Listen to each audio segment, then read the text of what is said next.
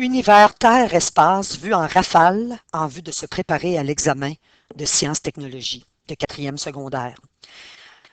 Si vous voulez ce document en PDF, allez sur le site patiosciences.com, onglet STSTE, sous-onglet Révision de fin d'année. Alors, c'est une vision globale. S'il vous manque des notions théoriques, retournez lire dans votre manuel ou bien allez voir les cours en ligne, toujours sur le site patiosciences.com. Pour les différents univers en ST, STE, vous allez voir les cours enregistrés qu'on a vus durant l'année. Il y aura quatre questions à choix de réponse et une à développement concernant l'univers Terre-Espace. Ce qu'il faut garder comme vision globale, c'est qu'il y a des concepts liés. Par exemple, la circulation océanique est intimement liée avec glaciers, banquises, salinité. Dans quelques instants, nous allons voir les petits détails de ça. Les concepts qui sont liés maintenant avec la circulation du carbone, avec le cycle du carbone, comment le carbone circule, alors sont le pergélisol, l'effet de serre, les ressources énergétiques, combustion, photosynthèse, respiration. Alors commençons par le cycle du carbone et voyons chacun des concepts liés. Donc à travers tout ça, nous allons voir la matière qui va être ciblée dans l'examen. Alors le cycle du carbone. Le cycle du carbone, il est lié, on l'a vu tantôt, avec le pergélisol de la lithosphère. C'est un sol qui est gelé en permanence. Conséquence de la fonte du pergélisol, il y aura augmentation du CO2, qui est un gaz à effet de serre. Il y aura l'augmentation du méthane, qui est un gaz à effet de serre beaucoup plus puissant que le CO2. Cela amènera aussi l'instabilité des sols, donc glissement de terrain. La végétation va commencer à pousser, donc l'augmentation de la végétation. Ça va modifier par le fait même les écosystèmes. Donc, une modification de la végétation va amener des animaux qu'il n'y avait pas auparavant dans ces régions. Donc, c'est l'écosystème qui est modifié en totalité. Ensuite, le cycle du carbone, il est aussi lié avec l'effet de serre. L'effet de serre, c'est au niveau de l'atmosphère. Juste avant, l'effet de serre, nous savons que les gaz à effet de serre naturels au niveau de l'atmosphère vont faire en sorte que les rayons ultraviolets du soleil, certains, ça ici c'est la Terre, donc la Terre, certains pourront traverser l'atmosphère, donc ce sont des rayons ultraviolets, et se rendre à la Terre. D'autres vont plutôt, je vais juste me faire un petit peu plus de place, donc ce qu'on mentionnait tantôt, c'est que certains vont traverser et arriver à la Terre. Donc ce sont les rayons ultraviolets, les ultraviolets. Certains, toujours venant du Soleil, vont plutôt être bloqués par les gaz à effet de serre. Ils vont être réfléchis à ce moment-là. Maintenant, les rayons ultraviolets vont réchauffer la Terre. Nous allons avoir des rayons infrarouges liés avec la chaleur pour avoir un très bon équilibre. Donc, ces rayons, ce rayonnement thermique-là va aller vers l'atmosphère. Il y en a une certaine quantité qui va traverser. D'autres seront bloqués par les gaz à effet de serre. On veut ça parce qu'on veut avoir l'effet de serre naturel contribue à garder la température de la planète de façon constante. Maintenant, encore un rayon ici infrarouge, donc de la chaleur thermique qui arrive au niveau du sol. Il y en a une partie qui va traverser, et voilà, et une partie, il y a un équilibre qui se fait. Il y a une partie qui va être réfléchie et gardée au niveau de la planète pour la garder à une température qui est stable. Donc ça, c'est l'équilibre. On voit qu'il y a autant d'énergie qui reste au niveau de la Terre, qui en sort. C'est ça qui est un équilibre. Ça, c'est l'effet de serre naturel. Si l'effet de serre est renforcé, nous allons voir qu'à cause de l'augmentation des gaz à effet de serre qu'on retrouverait dans l'atmosphère, on retrouverait sur ce type de schéma plus de rayons qui sont emprisonnés sous la couche de l'atmosphère. Donc, à ce moment-là, nous aurions augmentation de la température moyenne de la planète. Maintenant, je reviens ici. On a compris c'était quoi l'effet de serre naturel. Alors, l'effet de serre, on mentionnait tantôt qu'il y a des impacts sur l'exploitation des différentes ressources. Donc, si nous avons l'énergie qui provient de la géothermie, le sol, qui est toujours à une température, donc lorsqu'on creuse au niveau du sol, il y a une température qui est constante. On peut récupérer cette énergie-là. C'est au niveau de la lithosphère. Lorsque nous avons des énergies, il faut toujours se poser comme question, et je les ai inscrites un petit peu plus bas ici, est-ce que ces énergies produisent ou pas des gaz à effet de serre? Donc, les questions qu'on se pose, est-ce renouvelable? Est-ce non renouvelable? Quels sont les avantages? Les désavantages? Et je l'ai mentionné tantôt, quel est l'impact sur l'effet de serre? Donc, on va se poser ces questions-là. En lien avec la géothermie, ça ne produit pas de gaz à effet de serre. C'est donc pas de gaz à effet de serre. Qu'est-ce que ça fait au niveau, est-ce que c'est une énergie qui est renouvelable? Oui, c'est une énergie propre, une énergie renouvelable.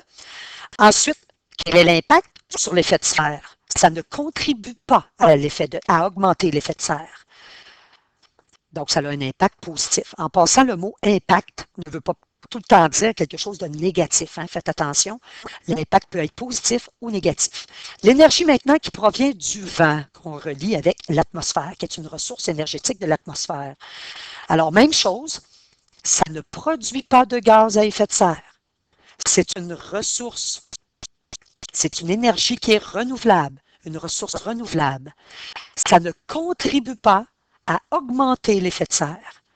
L'énergie maintenant qui provient de l'hydrosphère. Nous avons les courants marins. Donc, on peut se servir des courants marins pour faire des hydroliennes, par exemple. Les cours d'eau, on peut faire des barrages pour avoir, par exemple, comme au Québec, l'hydroélectricité. Nous avons les marées aussi. On peut avoir les systèmes pour produire de l'électricité qui vont utiliser les marées, donc des systèmes, des marées motrices. Donc, vous avez encore là aucun gaz à effet de serre. Donc, ce sont des énergies aussi qui sont renouvelables et ça ne contribue pas à augmenter l'effet de serre. Ensuite, vous avez l'énergie provenant du soleil. Donc, les énergies, encore une énergie de l'atmosphère, même chose, ça ne produit pas de gaz à effet de serre. C'est une énergie qui est renouvelable. Donc, aucun effet sur les gaz, sur l'effet de serre.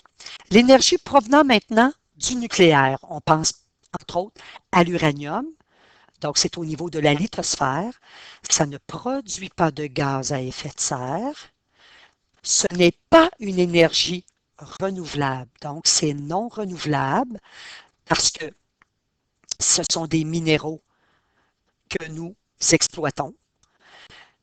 Par contre, on se retrouve, ça ne produit pas de gaz à effet de serre. Par contre, on se retrouve avec des déchets radioactifs. Donc, déchets radioactifs, c'est difficile de se débarrasser de ces déchets. Donc, radioactifs. Maintenant, je l'ai mentionné tantôt, nous l'avons vu, on retient que ces énergies ne produisent pas de gaz à effet de serre. Donc, à ce moment-là, ne renforce pas l'effet de serre naturel. Maintenant, on va mentionner aussi ce que j'ai mentionné tantôt. Pour ces énergies-là, on se pose toujours les questions suivantes. Est-ce que c'est une énergie renouvelable ou non? Les avantages ou les désavantages? Quel est l'impact sur l'effet de serre? Et voilà. Maintenant, la combustion, qui est encore liée avec le cycle du carbone. La combustion des hydrocarbures. Les hydrocarbures ont cette forme, donc des du carbone avec de l'hydrogène. Donc, on voit la source de carbone qui vient de la lithosphère dans le cas de l'hydrocarbure. Lorsqu'un moteur à combustion, comme celui de l'automobile, brûle l'hydrocarbure, il retourne le CO2, le carbone sous forme de CO2. La combustion du charbon pour les centrales thermiques, par exemple, qui produisent du courant électrique dans certains pays. Alors, le carbone, le charbon, en fait, c'est du carbone, se retrouve dans les centrales thermiques, il est brûlé, ça retourne dans l'atmosphère sous forme de CO2 encore une fois. Donc, voyez-vous, le cycle du carbone voyage encore là de la lithosphère vers l'atmosphère. Ensuite, nous avons ce qui est toujours en lien avec le cycle du carbone, la photosynthèse. L'équation de la photosynthèse doit être connue, donc on doit l'apprendre par cœur. Regardons les réactifs et regardons les produits. Alors, la plante va utiliser pour faire sa photosynthèse, va utiliser le dioxyde de carbone qui est contenu dans l'atmosphère, mais aussi, n'oublions pas qu'il y a des algues, qu'il y a aussi des végétaux au fond de l'eau qui vont utiliser aussi le CO2 de l'atmosphère pour la photosynthèse. Alors, ça diminue un des gaz à effet de serre qui est le CO2. Donc, ça contribue, c'est favorable, la photosynthèse, ça diminue l'effet de serre. Donc, ça ne contribue pas à participer, à renforcer l'effet de serre. Maintenant, regardons du côté des réactifs. Nous l'avons, le CO2, que la plante utilise avec de l'eau et un peu d'énergie qui vient du soleil. Ça lui donne sa nourriture, donc le sucre, et par le fait même, ça nous donne de l'oxygène. L'animal qui va manger la plante va avoir sa source de carbone, parce que la plante va contenir du sucre, va avoir sa source de carbone sous la forme de sucre. Lui, par la suite, va faire des rots, il faut digérer. Donc, nous allons avoir du méthane qui va s'échapper de l'animal, de l'humain, et aussi par les excréments. Donc, on va avoir aussi du méthane. Donc, ça va contribuer à augmenter l'effet de serre. Donc, là, on parle, bien entendu, de la digestion, qui est une combustion lente. On va y revenir tantôt. Maintenant, autre chose qui est liée avec le cycle du carbone, c'est la respiration. Lorsque nous connaissons par cœur l'équation de photosynthèse, bien, la respiration, c'est l'inverse. Donc, on voit qu'on brûle, donc les humains, lorsqu'on respire, on brûle de l'énergie, on brûle notre carburant qui est du sucre. Ça nous prend de l'oxygène pour toute combustion. Ça nous donne, donc on expire du CO2, de l'eau, et il y a de l'énergie, donc qui nous permet de garder notre température corporelle toujours à la même température. Même les végétaux, donc si vous voyez par exemple dans un schéma, donc on a vu tantôt que de l'atmosphère, nous avions une flèche qui allait vers la plante parce qu'elle faisait la photosynthèse. Mais pour ce qui est de la respiration, la flèche va aller dans le sens inverse. Même chose pour l'humain, même chose pour l'animal. Donc, la flèche de carbone va de l'humain vers l'atmosphère, de la plante vers l'atmosphère, donc de la lithosphère vers l'atmosphère. Et si la plante ou le poisson est dans l'eau, donc la respiration, même chose, ce sera de l'hydrosphère vers l'atmosphère. Alors ici, on remarque que le carbone est sous forme de sucre et il retournera dans l'atmosphère sous forme de CO2, donc le CO2 contient du carbone. Alors, la respiration contribue à augmenter les gaz à effet de serre, on le voit ici. Donc, plus on va planter d'arbres, et moins nous allons avoir de CO2. Par contre, vous allez dire que les arbres et les végétaux respirent eux aussi, mais ils nous donnent, donc le principe de la photosynthèse fournit beaucoup plus d'oxygène que la respiration va fournir de CO2. Donc, c'est un avantage. Maintenant, parlons au niveau de l'hydrosphère, des bassins versants qui vont être dans l'examen. On retient que l'eau circule toujours de l'amont, qui est toujours un point plus élevé vers l'aval. On voit que les lignes de partage des eaux, les lignes de crête, vont faire en sorte que les eaux vont s'écouler d'un côté plus et de l'autre. Faites attention. Lorsque vous avez des cartes géographiques, faites attention, si nous avons l'embouchure, dépendamment de la carte, si on a positionné les régions avec le nord, le sud, l'est et l'ouest, une carte, vous n'aurez pas de relief comme ça. Et si une carte montre que nous avons des ruisseaux qui se jettent dans des ruisseaux qui se jettent dans des rivières, que la rivière se jette dans un fleuve et qu'on voit que l'embouchure ici augmente, alors ici, ce sera l'embouchure du fleuve et ensuite l'océan. Donc, il faut faire attention, même si sur la carte, on voit que ça va vers le haut, ça ne veut pas dire que ça va en amont. Faites attention aux cartes géographiques. Ce n'est pas un bassin versant lorsqu'on montre la carte. Alors, le courant, si on a une carte géographique, le courant va aller, donc on dit que les ruisseaux se jettent dans les rivières se jettent au fleuve, le fleuve dans l'océan. Donc, en fait, les océans c'est un bassin versant en soi. Donc, si on revient à notre petit bassin versant, donc on retient que l'eau circule de l'amont vers l'aval. Quelles sont les questions qui sont liées avec le bassin versant? En fait, avec le bassin versant, on peut avoir un produit chimique qui est renversé ici en un point. Alors, si nous avons que c'est en amont, on pourrait vous demander, est-ce que les régions un peu plus basses vont être contaminées? Alors, c'est de la logique, tout simplement. Ce qu'il faut retenir aussi, c'est que les bassins versants, on peut, si on a des arbres, par contre, on peut, par exemple, si on a des arbres et qu'on fait des coupes à blanc, donc on peut, l'eau de ruissellement, avec les lignes de partage ou de séparation d'eau, va être moins retenue par la racine des arbres. On va augmenter donc les eaux de surface, les eaux dans les ruisseaux, etc. Donc, il risque d'avoir en aval des inondations. Ce qu'il faut retenir aussi pour les bassins versants, les activités humaines qui ont des impacts sur le bassin versant. Je rappelle que les impacts peuvent être négatifs ou positifs. Donc, si on crée un réservoir ou un canal de navigation, ça peut influencer un bassin versant. Donc, on peut avoir à couper, comme je l'ai mentionné.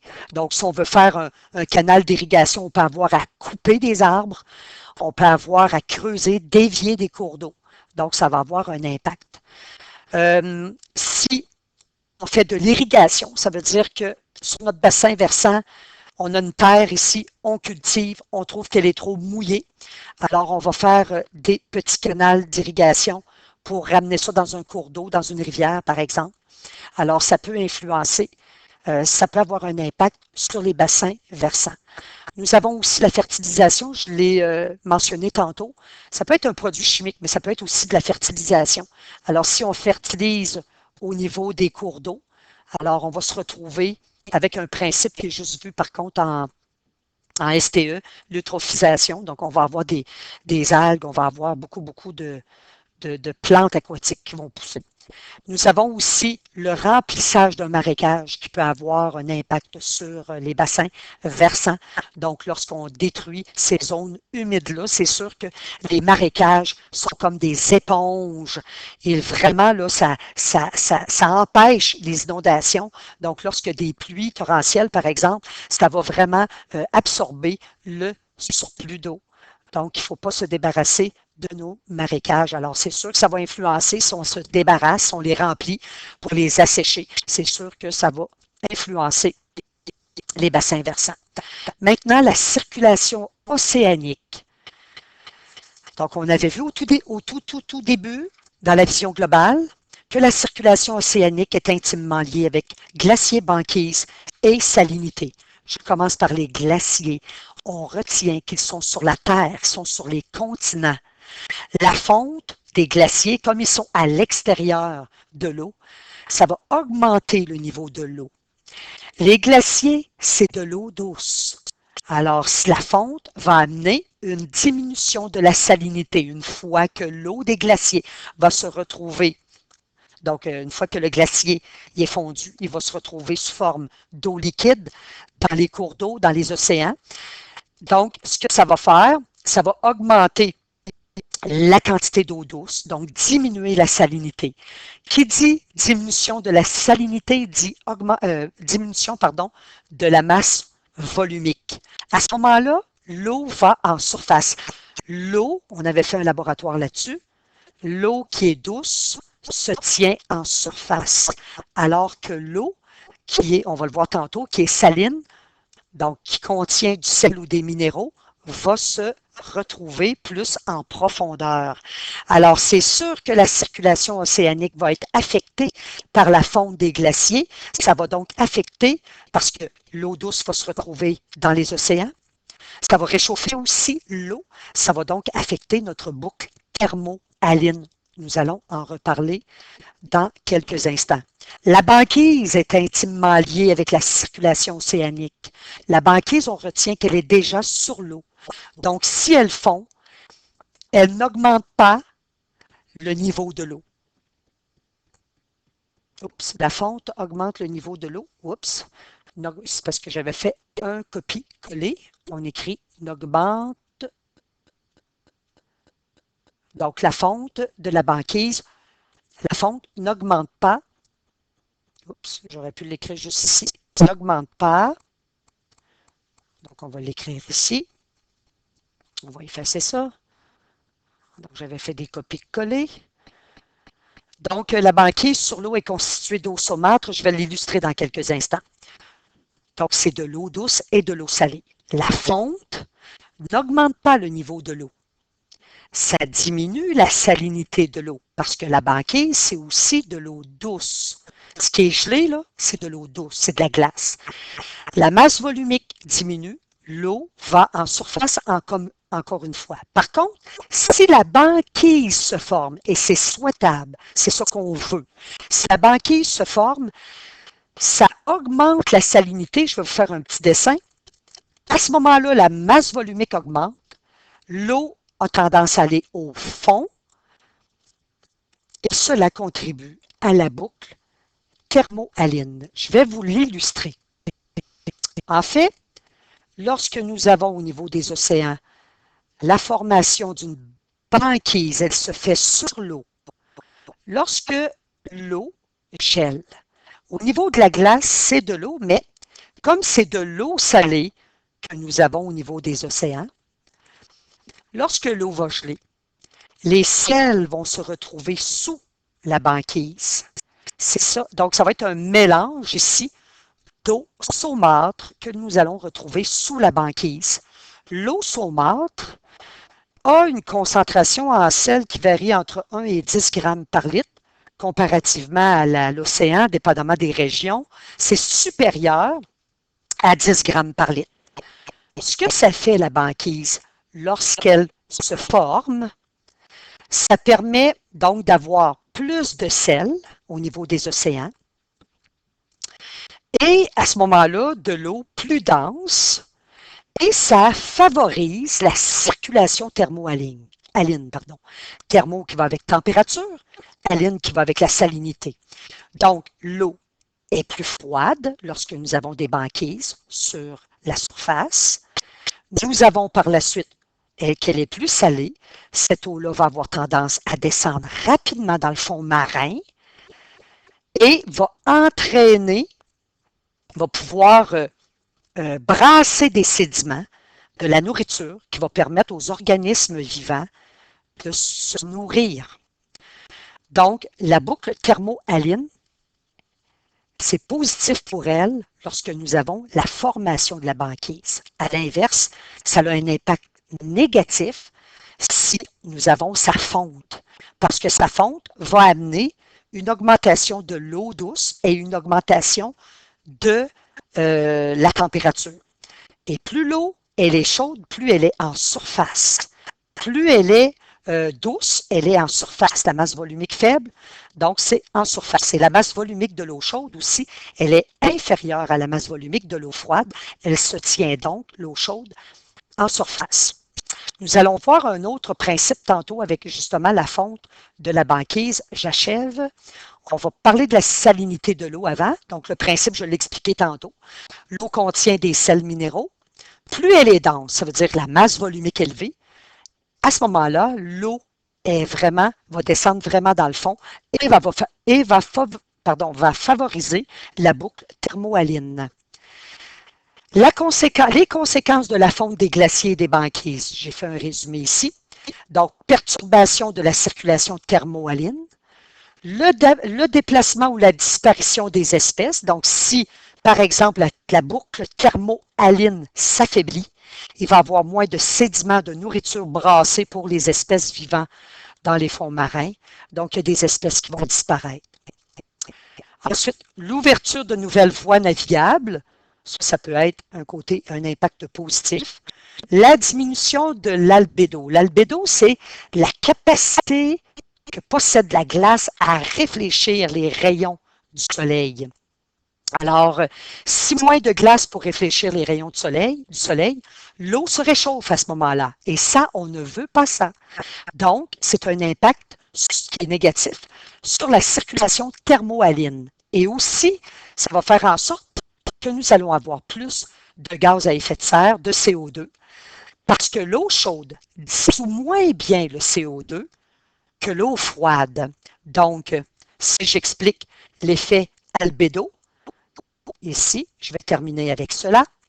Alors, si vous avez pour une surface d'eau une glace, les rayons du soleil sont réfléchis. Pour les océans, c'est ce que nous voulons. On veut que l'eau reste fraîche, froide. Si par contre, ce phénomène-là diminue, nous allons avoir la fonte de la banquise et les rayons du soleil vont être absorbés par l'eau, par la surface de l'eau. Il y en a moins qui vont être réfléchis. La surface de l'eau peut en réfléchir, mais beaucoup moins que la glace. À ce moment-là, nous augmentons la température, donc automatiquement, la boucle thermohaline va être affectée. Nous avons aussi, lorsque nous avons la fonte de la banquise au niveau des océans, nous avons aussi ce que je voulais mentionner, l'impact, est-ce que j'ai tout dit? Oui, nous avons aussi que si l'eau se réchauffe, donc si la température se réchauffe, on sait que les océans sont de très, très grands réservoirs de CO2. Ils ont la capacité de capter le CO2. À ce moment-là, si l'eau se réchauffe, cette capacité-là de capter le CO2 va être diminuée. Donc, le CO2 est beaucoup plus soluble dans de l'eau froide que dans de l'eau chaude. Donc, encore une fois, la disparition de nos banquises augmente les gaz à effet de serre. Le CO2 présent dans l'eau va avoir tendance à s'échapper. Puis en même temps, le CO2 qui est au niveau de l'atmosphère, l'océan ne pourra plus le rendre soluble dans l'eau. Alors, ça termine en rafale l'univers Terre-Espace pour l'étude de l'examen de fin d'année du ministère.